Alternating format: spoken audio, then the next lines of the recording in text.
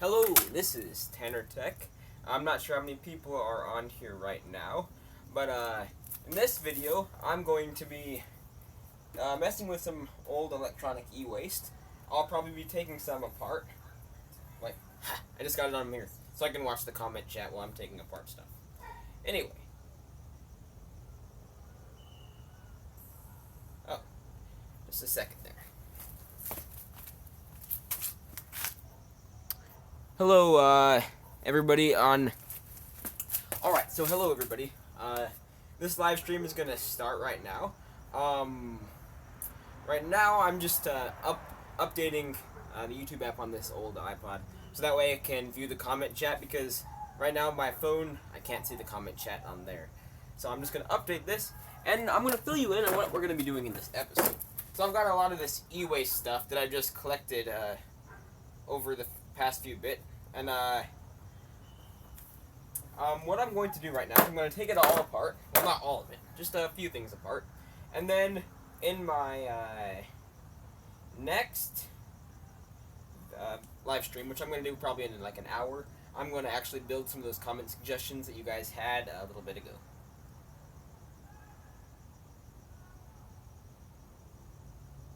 All right.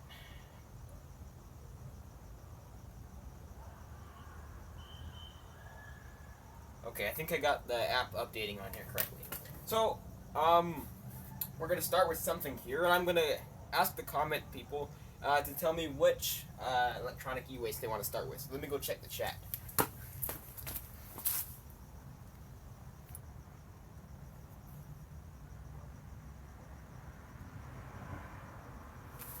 Okay, so someone suggested I take apart a CRT. There is none, but I can take apart something else. Maybe a printer. Let's start taking apart a printer.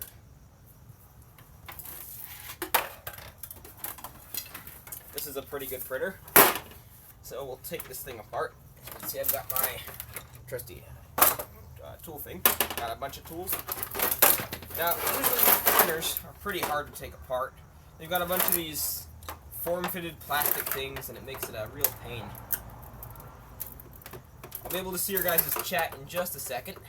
My phone is still updating. Okay, so I'm taking out these two screws right now, hoping to get this thing open. There we go.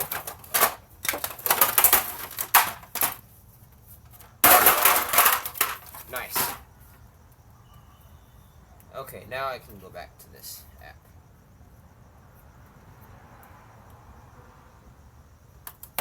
So, right now we're taking a look at the inside of a printer.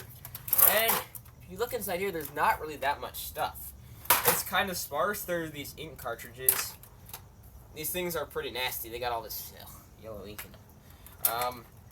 But this is what the printer looks like inside. So I'm going to bring you guys closer when I take a look inside this printer to try and see how it works and see what to do about it.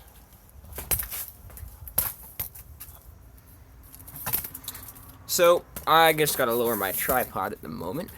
But inside this printer, we've got some pretty good stuff. So right here, there's this circuit board. This is what powers it and stuff. We've also, down here, got a stepper motor. That's gonna be pretty useful. We've also got a nice motor right here. And some other cool stuff. So let's try and rip out this circuit board. Maybe I can explain how it works and see what good components I can get out of it. Okay, there we go. I got the live stream. Oh, this thing is old. So now I can watch the chat. So we got here the live chat. Nice. Now I can watch it. Got uranium. I think I have a little bit of uranium, Eddie Van Horn. I got some in Utah a while back. There was this weird place, and you could get all kinds of stuff. It was this rock shop, and they had uranium ore. I'll show it sometime in my later thing. So right now what we're trying to do is we're trying to remove this little motor from the inside of this printer. These printers have all kinds of weird stuff inside. You gotta be careful when you're taking apart this e-waste. You'll never know what you're gonna get.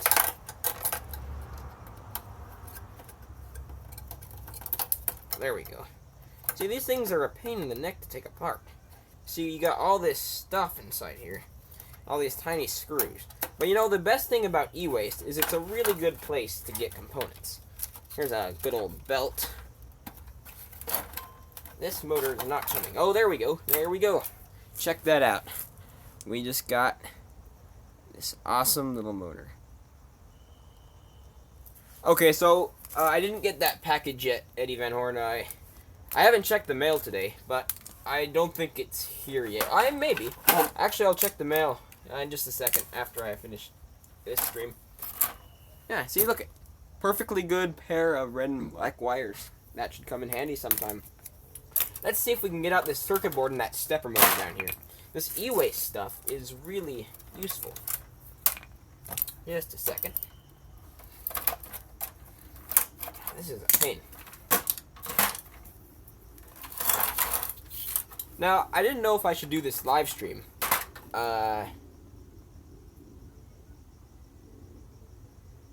Okay, someone just said I'm planning on starting a tech series on my channel. Recommend anything to start with. Do you know much about electronics? Dale Litton, do you have any soldering irons or any kind of components you could use to start your tech series with?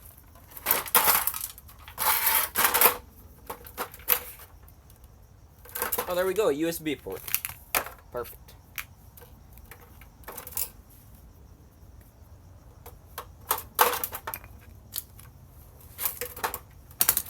See, this is a pain.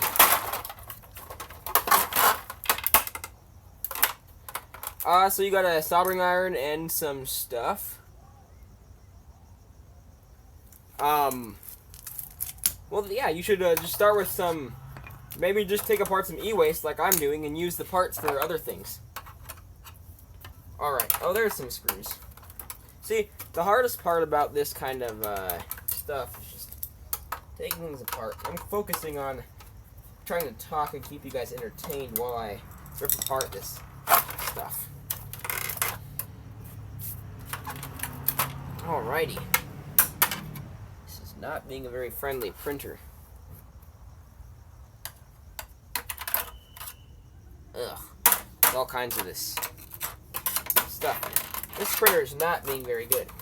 We're just going to rip out the circuit board. Because the circuit board is no longer going to function as it needs to.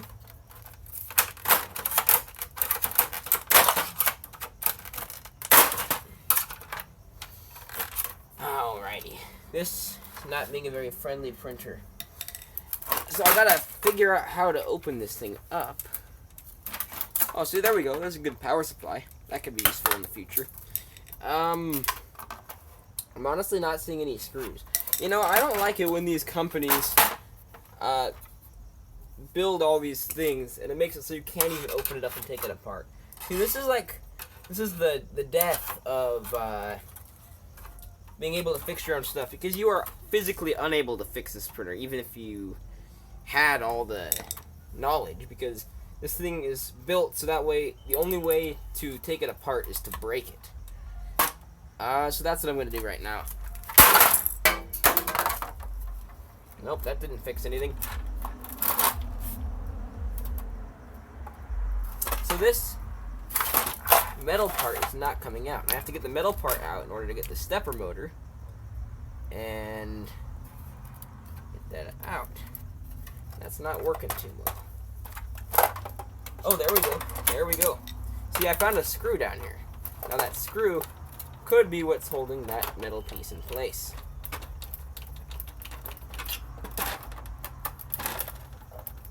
Now, for those of you wondering, I haven't been able to really post many videos, and that's just because I've been busy with college applications and everything in life, really. So, haven't had much time to make videos.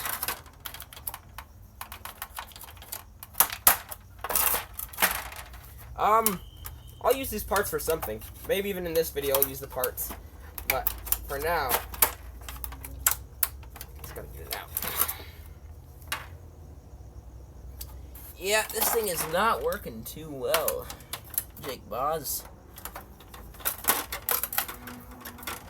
These printers are a pain. I really need that stepper motor too, because I'm gonna be building a really cool mechanical orchestra like you've seen with those stepper motors. I'm gonna be able to play it on the piano, and I need some stepper motors to be able to do that. But I don't have stepper motors, so I'm not able to do that just yet until I can get some. See, there's all kinds of these hidden screws that are almost impossible to build.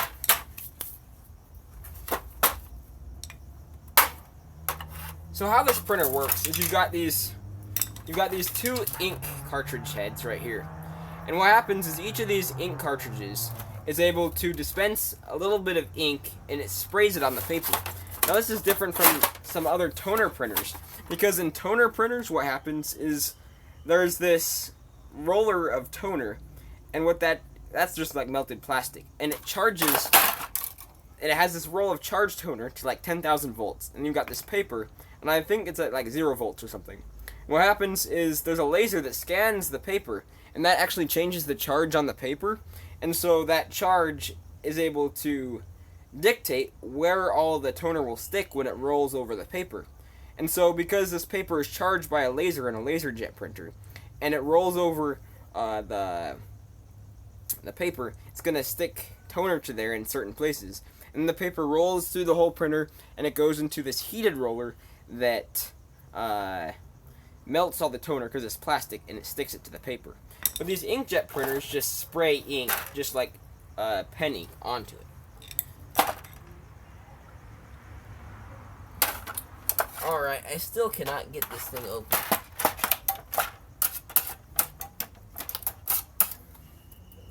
This printer is really not being very good right now.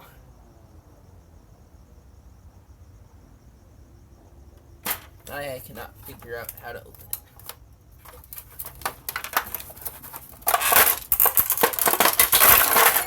There we go. I got it open. That took a little bit of work, I'd say. Pretty nasty stuff. But see, now we can get to the stepper motor, because the stepper motor, even though I just ripped out everything else, is still perfectly intact.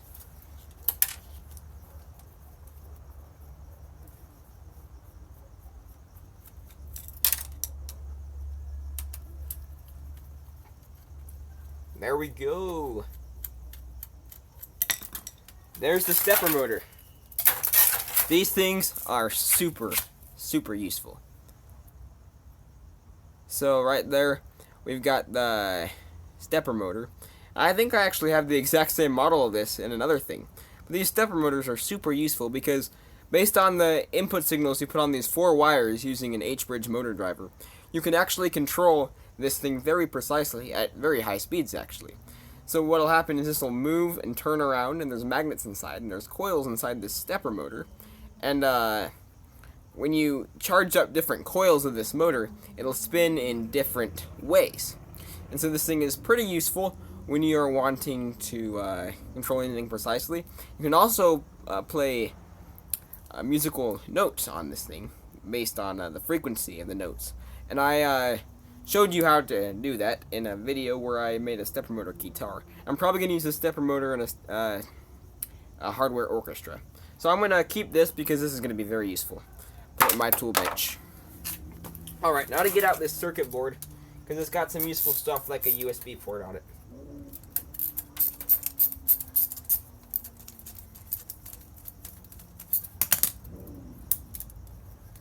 Alright.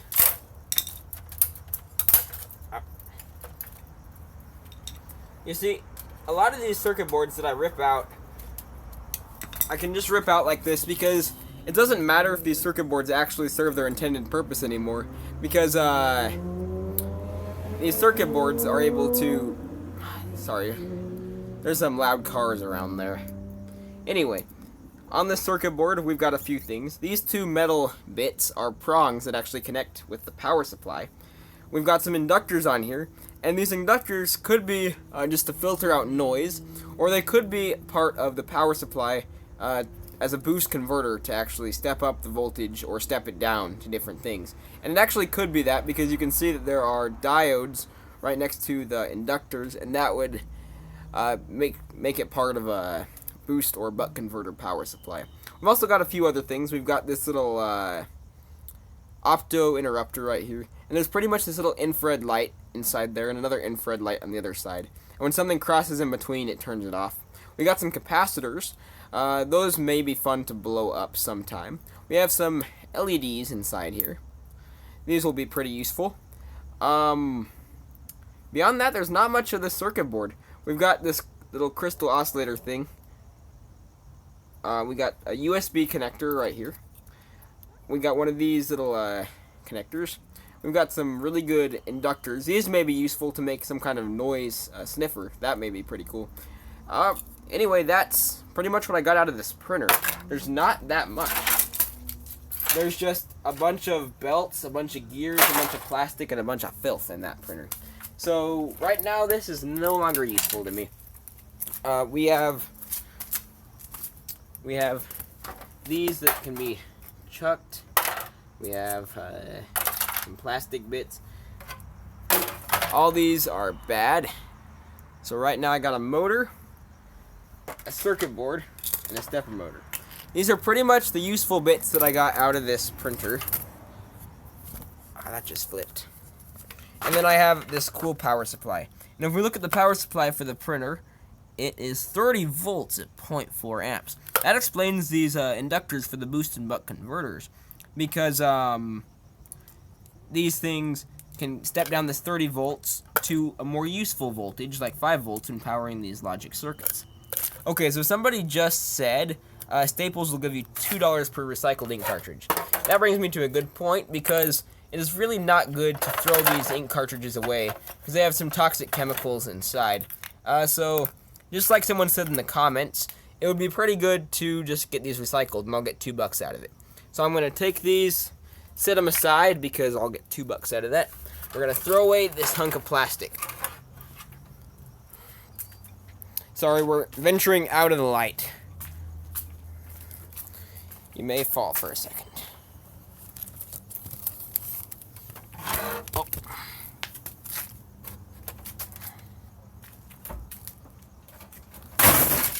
There we go. They got thrown.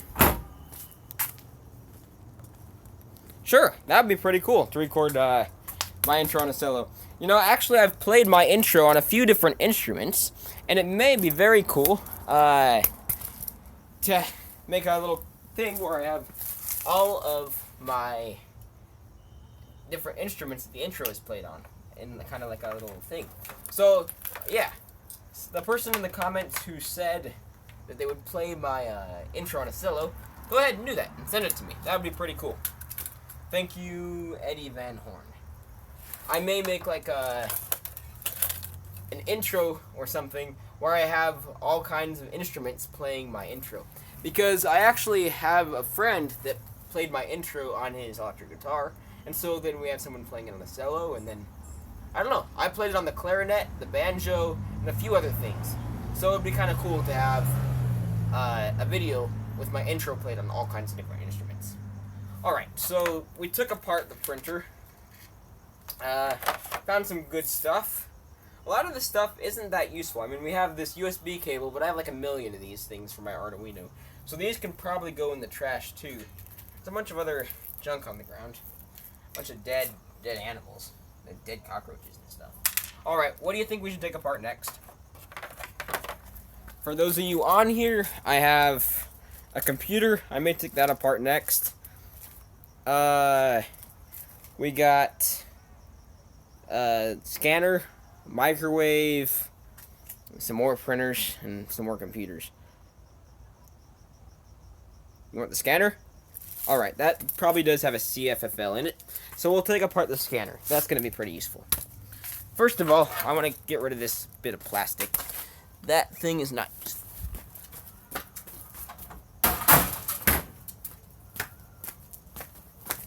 Alright, scanner time. Yes, I will get the CCFL from the scanner, and we'll hopefully get that to work. You gotta be careful with this scanner, because it has some things inside it, like glass. You wouldn't want to break the glass. So what we'll do is we'll first remove these screws.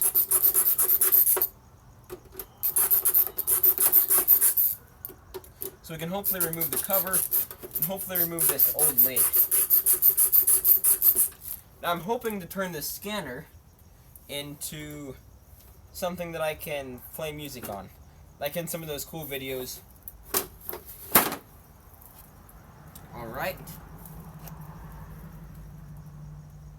Scanner check. Ha! Pretty funny. Right now I'm just removing some of these things that hold the lid in place. There we go. Lid is removed officially. That is not necessary. So then I can remove this whole entire plastic thing. Put that to the side. Gently remove the glass. There we go. Gotta get some good protection next time I blow up some capacitors. I'll set that aside. Glass may be pretty useful in the future. Now someone has mentioned there's a CCFL inside here. Now that would be pretty cool. There is indeed a CCFL in here. So we may get that running sometime soon. First of all, let's get rid of this little metal shield right here. Oh, one thing I want to mention, it's funny how this says full 36-bit color scanner. This thing was really dated. Probably made before my time. Anyway, if I remove some of these screws right here, we'll be able to open this up and see the CCFL. Actually, this is the CCFL right here. And you want to be very careful with this because you know those long tubes you see in the ceiling with the light tubes, the CCFLs. Those produce light when they have this tube full of gas and they have phosphor coating the inside. And when you run a high voltage across these, then it'll cause that gas to ionize and shoot out electrons, and those electrons will hit the phosphors on the side of the CCFL, and they will cause it to light up. Now, the hardest part about this is, oh, there we go. Got this thing fully removed. This is pretty cool. I'm going to bring the camera closer to the action. That's not working. There we go. There's a lot of people on here right now.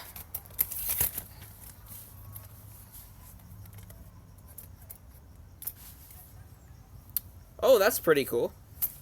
Someone said they just got into college, Indiana State. That's pretty good. Okay, is this a pretty good view, guys, of the scanner? Or is it blocking the light? Alright, so this is the CCFL right here.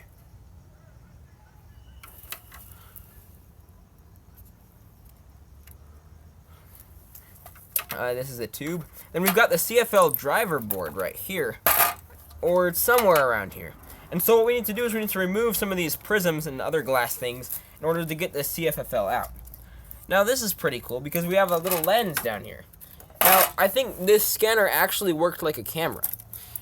If you see right there, this thing is very zoomed in. But we have a lens right here, and that lens goes to these mirrors right here. So what I think happens is we have the CCFL, and that's placed up here, and that actually shines light down through this mirror and bounces off this mirror. Actually, I don't know how the light inside this thing works. We will have to further take this apart to find out. I will scoot this head down a little bit.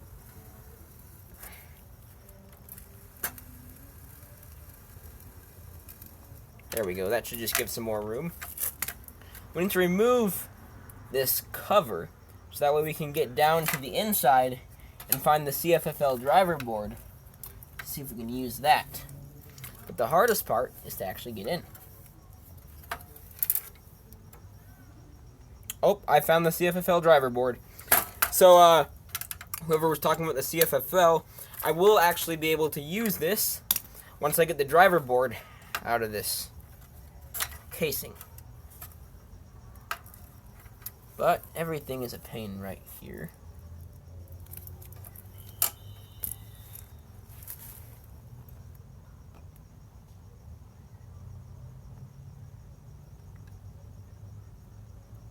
Okay, someone keeps saying to make a go-kart. Now that would be really cool, but I don't have the stuff to make a go-kart right now.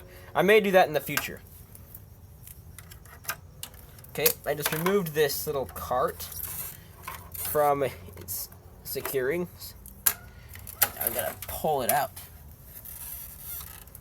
Looks like this thing is riding on this metal bar, and so theoretically, if I'm able to take this metal bar out, we can get out the cart with the CFFL driver on it, and perhaps power up the CFFL. There we go, that is removed. And so I can remove this, pull off the cart. Gosh. See, there's this little wire inside here that's holding it in place. That needs to be removed.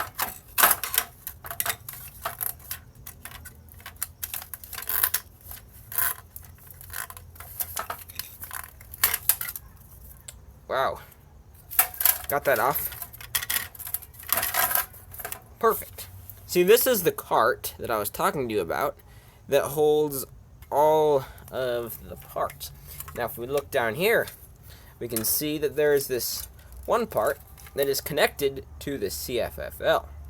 Now, this is the driver board, and theoretically, if we are able to connect this driver board up to a power supply, we should be able to get a very high voltage enough to drive this CFL, and that should be pretty cool. Now the only problem is to get it out.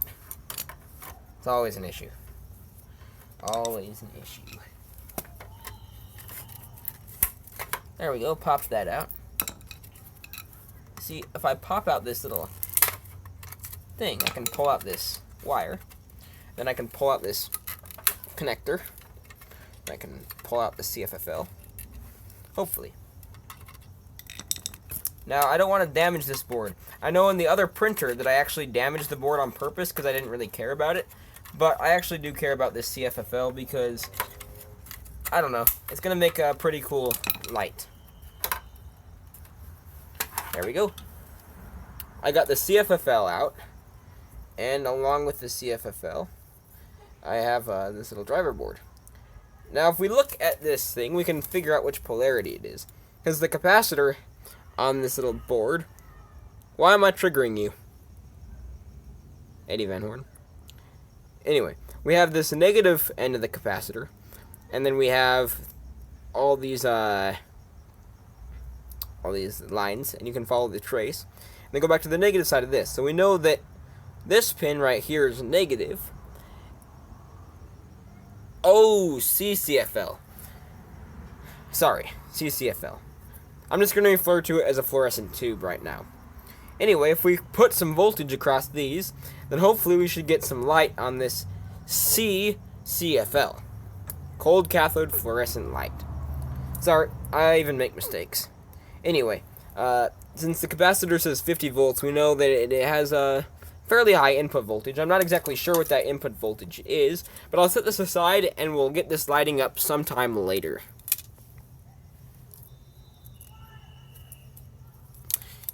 Yeah, this thing is pretty cool. It'll make a good light. So I'll take this, and we'll take this board off, and see what's on the other side of this lens.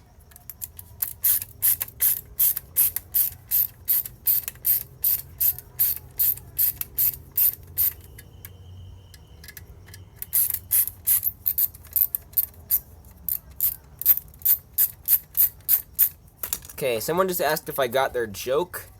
I didn't see their joke. Sorry about that. But I want to put it in the comments again real quick. I don't see everything. See if we can pull this out. Whoa, that is cool. Take a look at that. That is awesome. So I know you may not be able to see this very well. I'll try to look at it in the light. But we've got this chip, and it's all painted black. The solder mask is black right here, and you can see that it has this little line down the center.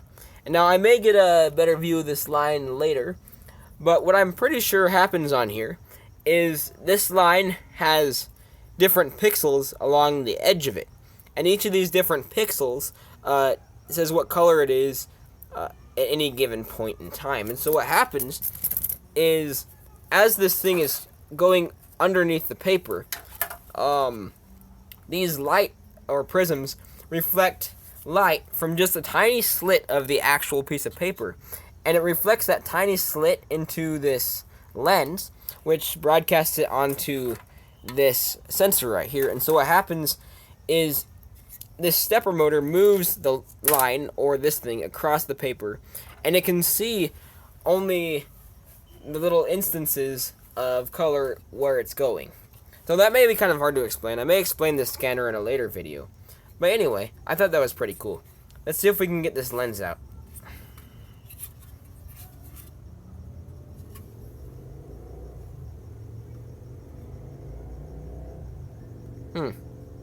Not a good lens. Pretty good zoom. I think this lens looks like it's glued in place. That's not always the best.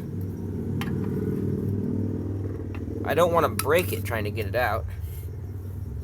I'm not sure if it's screwed in or just glued in or what.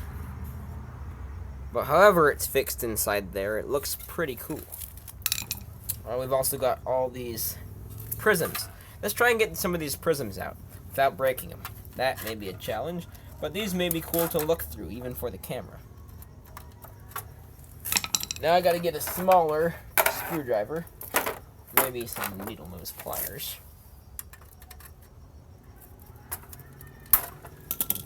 Alright, so this is a really cool screwdriver. I'm not sure what brand this is or anything, but it's got all these different bits on it, and they're all super useful. So I'm going to take out one of these bits, put it in there. We're going to try and get these prisms out of this printer. There we go. Ooh, something sounds like it's cracking. I think I kind of cracked the prism a little bit. Not good, but couldn't have been stopped. There we go. Oh, I popped the thing off the wrong prism.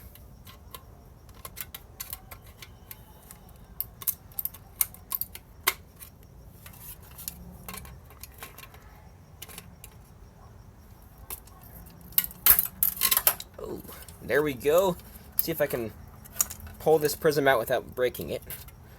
It's got a lot of glue holding it in place. I really don't want to break it. This prism down here looks like it's about to come off anyway. So let's try and get that one out. Yeah, I swear, every time I hit one of these prisms, some glass flies out. Probably should be wearing goggles, even though I'm not.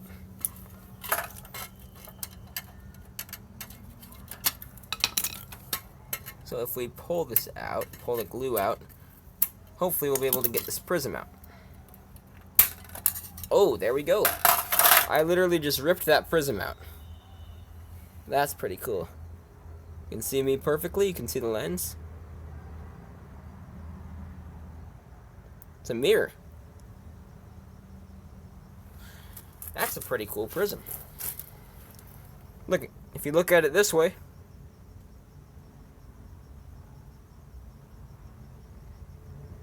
you can see nothing.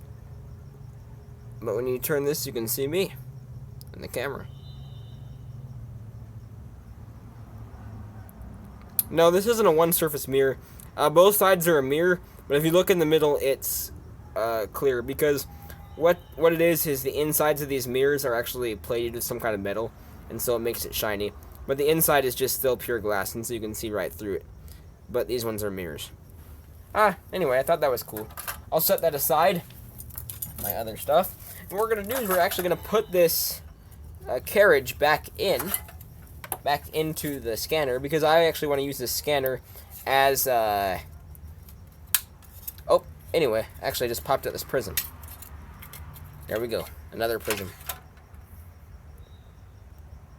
It's literally the exact same as the other one. So put that aside, and then we have the little carriage right here with all the other mirrors, which I don't want to get out right now. So we're going to slide that back in place. Not sure how it went. And this is going to be used for another project in the future.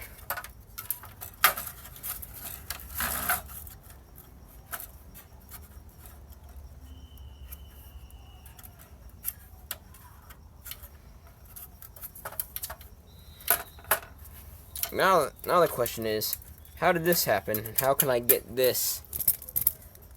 How do I get this metal thing to come back into place? Because I want to hook up this metal rod again, but it's not going. Oh, dang it, what have I done?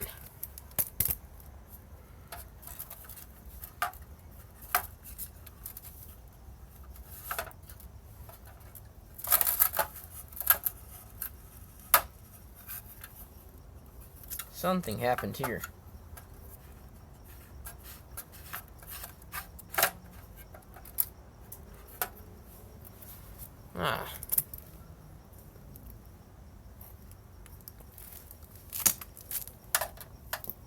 Anyway, let's take a look at some of these other boards.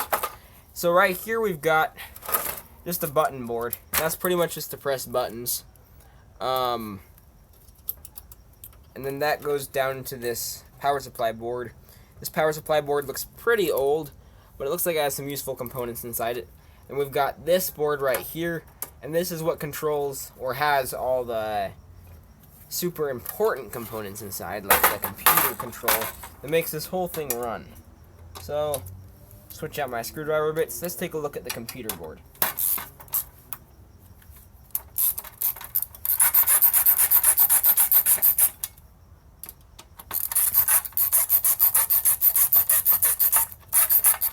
Bend the metal back, someone said. I'll try it. I don't think it can be bent that much more. I don't even think I bent it out of the place in the first place.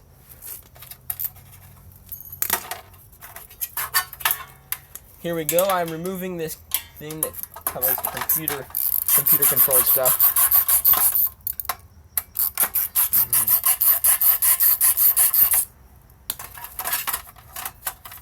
There we go. Wow.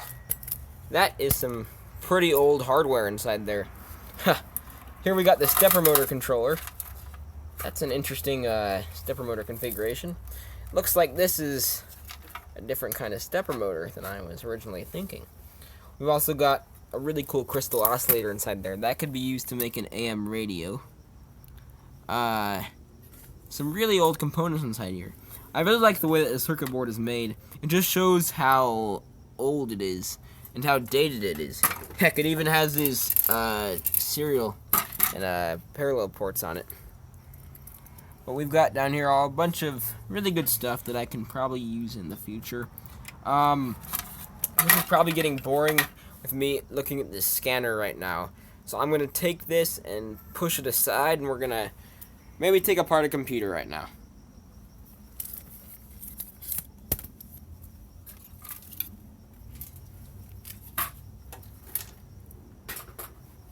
Wow, I have a lot of trash on the ground, which I will pick up later. So let's go over here, move this scanner glass, and I will grab the computer. Yes, I may do something with the PSU. Now this video, I don't know. We'll see what happens. Alright, that is the computer. Let's pop it open.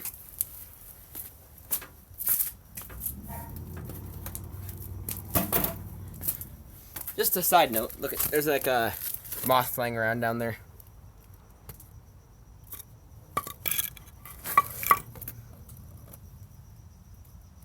Flying into the computer. Alright, let's take apart this computer. What I will do is I'll remove these screws on the back, because these screws are holding the metal casing in place.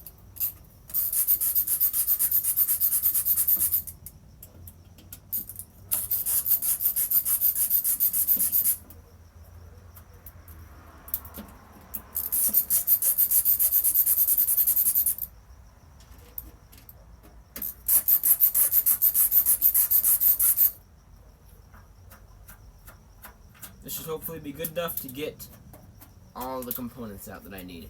Actually, I may make a laser out of the DVD drive. Because these DVD drives have some powerful lasers inside. I use them.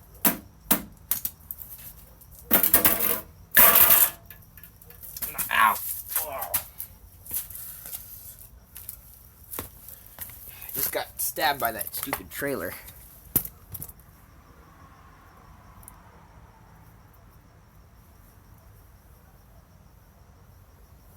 So this is the inside of the computer.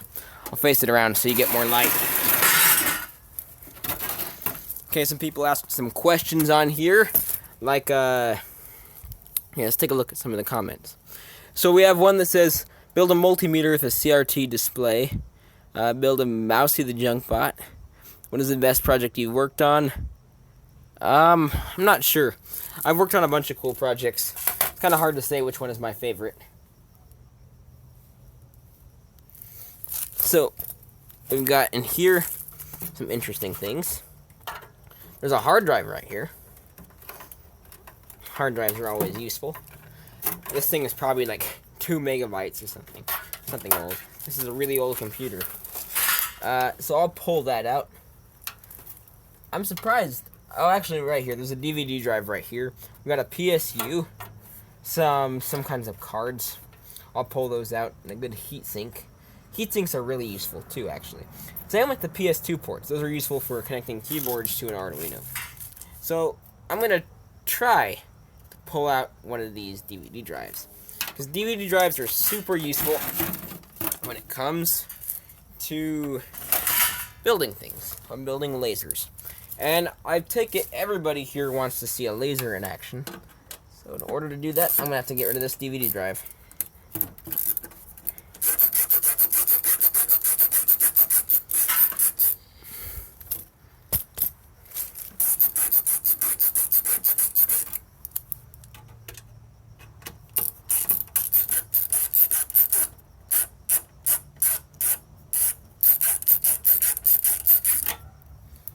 Cool, cool. Let's see if I can pop open this top shelf. Oh, there goes the DVD drive. It slid back. Interesting. I'm gonna see if I can pop off this front plastic cover so I can slide the DVD drive out. Hey, there we go. Look at that. Look at that. The DVD drive is sliding out just like normal.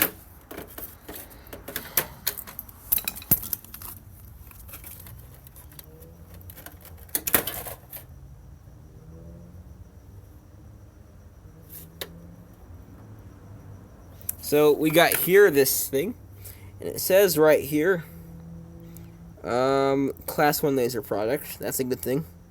Invisible laser radiation. That means we have pretty cool infrared laser inside there. And see how this is a read-write drive. That means that we can actually write information, which means it's going to have a super powerful laser to actually burn stuff. So that is going to be useful. That has a good laser inside it, especially since it's an old computer. It doesn't have those fancy readers in it. Now I need to get off this front because I want to get out the floppy drive and the hard drive. There we go. I removed the front. No, I do not speak Chinese. Wow, there's a... Gotta pull out some of these LEDs in the front. You know, these wires that actually connect to the front of the computer are really useful because they're just all these curly wires, and I love to use these for my different projects that I need wires to because they're like really neatly packed and stuff. So all these curly wires that are attaching to all these components in the front of the computer, I will most definitely use in later projects. So right now I'm just scrapping all these computers and all these different things. And all these scrapping activities are going to let me have all these different parts that I can use for all kinds of different things. Alright, let's remove this floppy drive. We have some screws right here. Oh, there's people talking.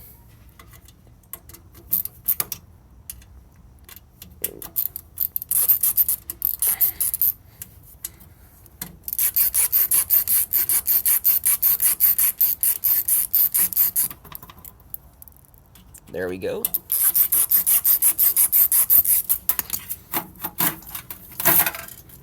Perfect floppy drive. That may be good for a hardware orchestra, because floppy drives can be used, the step promoter inside actually, it can be used so that way you can play a song on it. So I'll throw that floppy drive on top of the DVD drive I have. And let's go inside this computer, see if we can get some more parts out of it. Namely this hard drive. I want to see how much storage this thing has. I bet it's going to be almost nothing.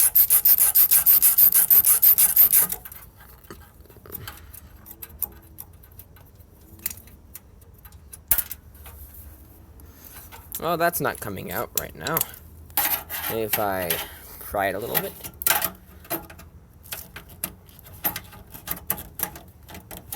Well, that's still not doing anything. Maybe if I look at the front, I can try and get some screws. Huh.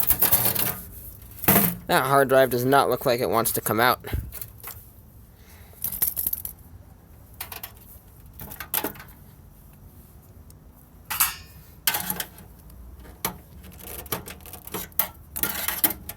This is very weird.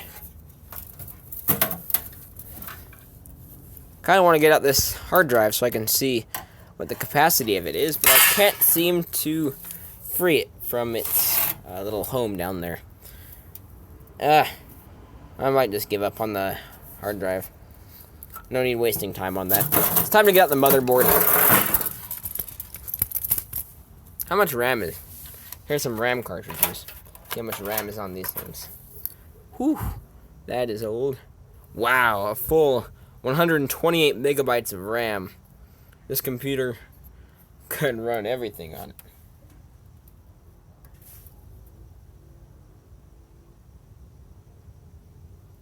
Alright, let's get out some of these RAM cartridges. These things are of absolutely no use. I mean, I think there's gold inside here. I'm not actually sure, but they could be useful for some other purpose. Let's get out the motherboard because I need those PS2 ports for another project that I will be working on in the future. This screwdriver is super useful because it has this ratchet function in it. Lets it be taken out really easy. I also need to remove this power supply.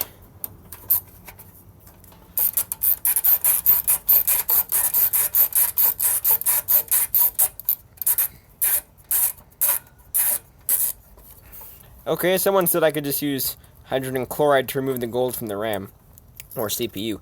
How would I do that? Or how would I obtain hydrogen chloride? Or if that's even how you say it. It's been a while since I've taken chemistry. I'm also going to remove all these wires. All these wires are in the way.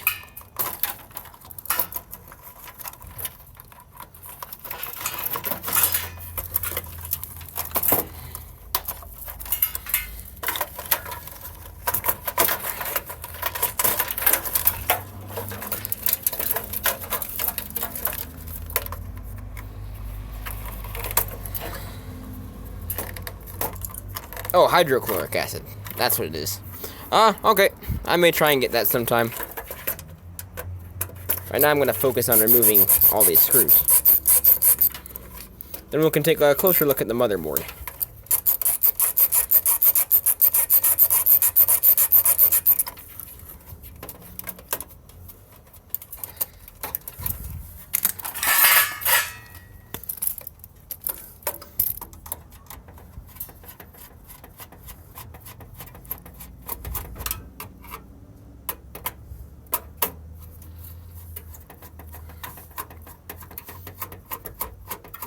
So right now I'm just removing some of these things from the motherboard so I can free it. But there's a bunch of screws inside here, more than you would think. This is going to be useful because I can pull some good components out of it. I can pull the fan out, I can pull the heatsink out, I can pull some of the ports. A lot of this tech is outdated, and so there's no real point in saving some of that stuff. But there's some good things inside here. Yes, I will get the processor information. Hold up a second. just a second here. I will get this circuit board out eventually. So if you look down here, there may be some screws holding it in place down here. I will be right back.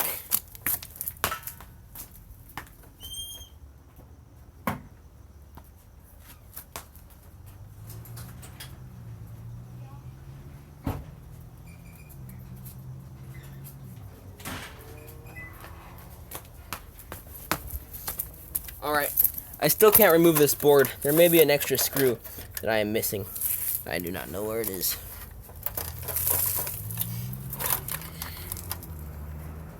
Core 2 Duo. Ha, my laptop has a Core 2 Duo. That's how old it is.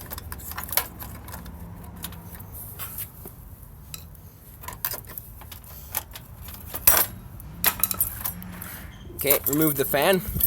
Let's take a look at the processor.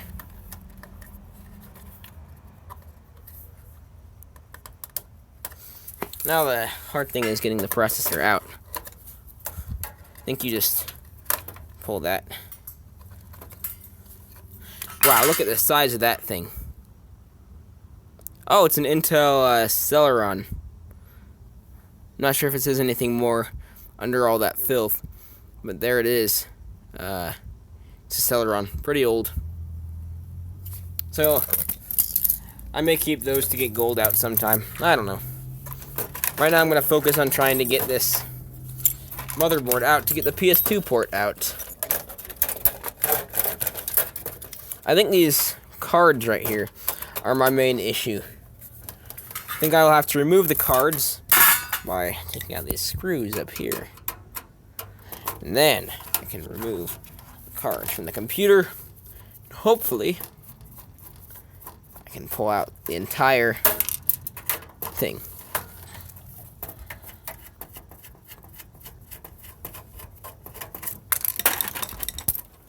There we go. Now I can pull out these cards. Ooh, wow. This is an Ethernet part. Wow, I can connect. Actually, this is a phone line. Look at that. This is a dial-up modem.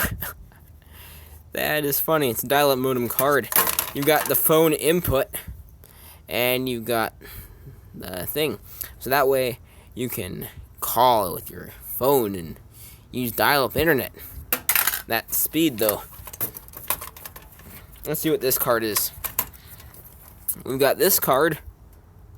I think this is an actual Ethernet card. And it's missing a whole processor or something right here. I'm not sure what that's all about. Yeah, this is an Ethernet card. I don't know, maybe useful.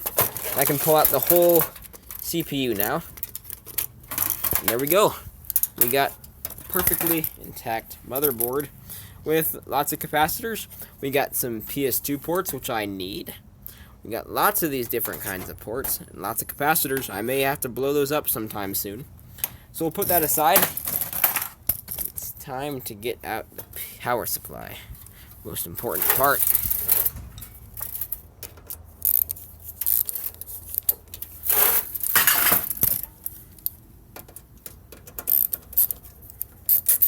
The power supply is pretty cool.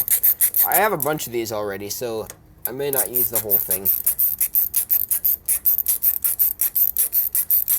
But it has lots of good parts inside it. These power supplies have some pretty high voltage capacitors. Electrolytic capacitors. Who is my favorite YouTuber? That's a hard one. I don't know who my favorite YouTuber is, and I'm not gonna pick any favorites. There's some I like. I like Great Scott a lot. He's a pretty cool German YouTuber. He does a lot of the same stuff. I like Keystone Science. He's pretty cool. Cody's Lab. Anyway, this is the power supply right here. We got a little on and off switch. We've got some other connections right here. Now these power supplies are pretty cool. If we take a look, Ava's pretty cool. This thing can supply 12 volts at 19 amps. That seems like quite a bit. I'm not sure if I believe that. It can supply 5 volts at 32 amps and 3.3 volts at 25 amps. This would make a really cool bench power supply. I'm not sure if I believe the numbers on here. This power supply is asking a lot out of these numbers, My guess is when it's running one of these, it can't run all the other different things, those exact loads. Anyway, I should be able to use this sometime soon. Someone asked in the comments where I got all this stuff. I got all this stuff just from other people. Some people gave me some free electronics. I found this microwave off the side of the road. Found a lot of these things off the side of the road. We've got a lot of interesting things here to use. Now, somebody was asking me about this CCFL, cold cathode fluorescent light, and I think I'm going to take this and put it to the test right now. First, I need to find a little connection cable that goes into here, and then we'll hopefully fire that thing up and see what it can do.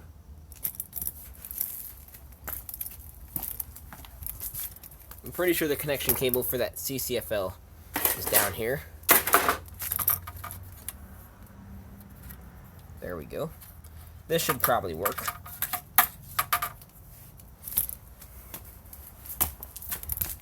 Let's see if it can connect. If it can connect, we'll use it. There we go. Let's see if we can fire up this CCFL.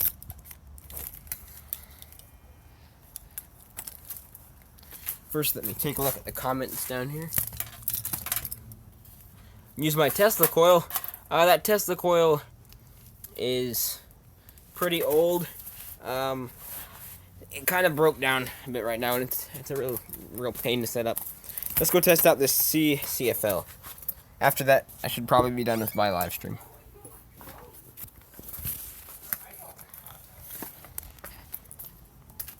Just a second.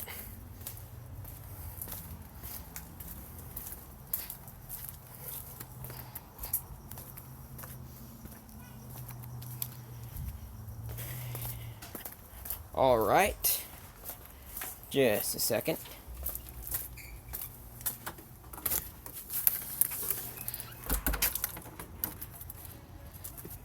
Here, I'll test out this CCFL in a different live stream. Don't leave. I wasn't gonna leave. I was just gonna test out this CCFL. Just hold up a bit.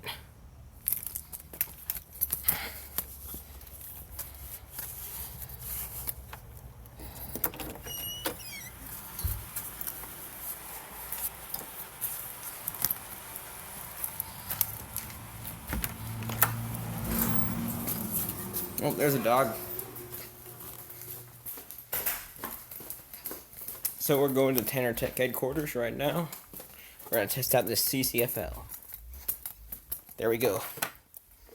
Now, if any of you are wondering, I got this huge power strip right here. Want to turn that on? Oh, just turn it off. There we go.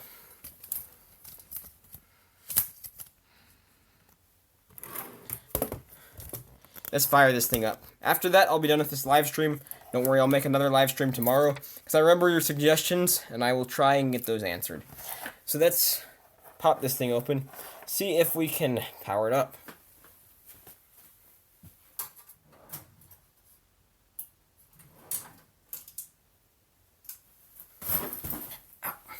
Alright, so I seem to leave my other things outside, my other tools, and I really don't want to go get them, so we're just going to use a knife. Not sure how well this is going to go down. Let's strip some of these wires.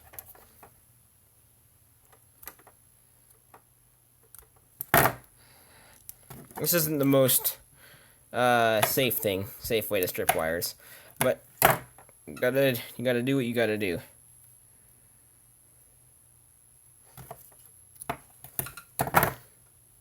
Okay, got the CCFL. Okay.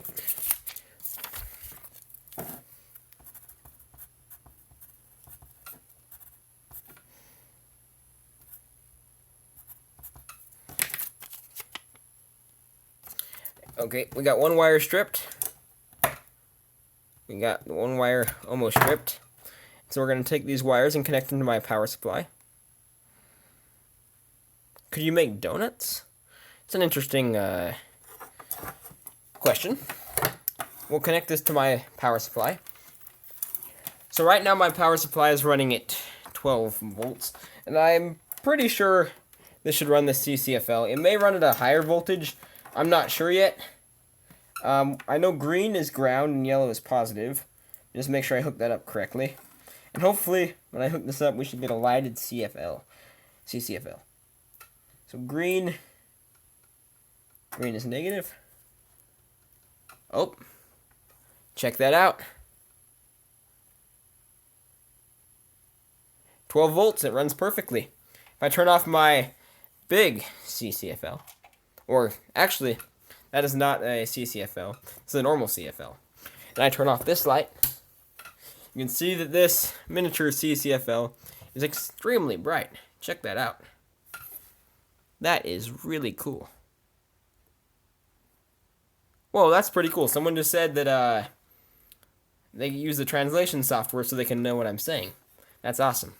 So we've got this board down here that's running at a pretty high voltage, and that voltage is actually driving this CFL. Check that out. That is awesome. Alright, someone asked how much voltage. Let's turn on my other light, and we'll check that out. So we got this CCFL right here. We've got this power supply. Now, we don't know how much voltage there is, but we can sure figure it out. So we've got this high voltage transformer right here. And we've got the oscillator on this side. So we put 12 volts in here. And that 12 volts is filtered by these two capacitors. And I'll draw out the schematic later. But it seems that all we have is just a simple transistor oscillator. And maybe this is just a choke to keep out the high frequencies from the rest of the power supply of the printer from ruining it. I'll trace out the schematic for this later. But yeah, it's probably got a pretty high voltage on the output. I don't actually want to measure it because it could ruin my multimeter. Yeah, Elizabeth Micah Scott just said it may be around a 600 volts AC, and I don't think it can go this high. If you look on the back, I don't know. We can measure that, maybe using another thing, or maybe measure it later. But what I could do is I can connect my oscilloscope to the oscillator section of this, and maybe see what frequency this is running at. So we'll fire up the oscilloscope. I'm going to use this little coil right here to pick up the noise, because I don't want to ruin my oscilloscope with some high voltage spikes.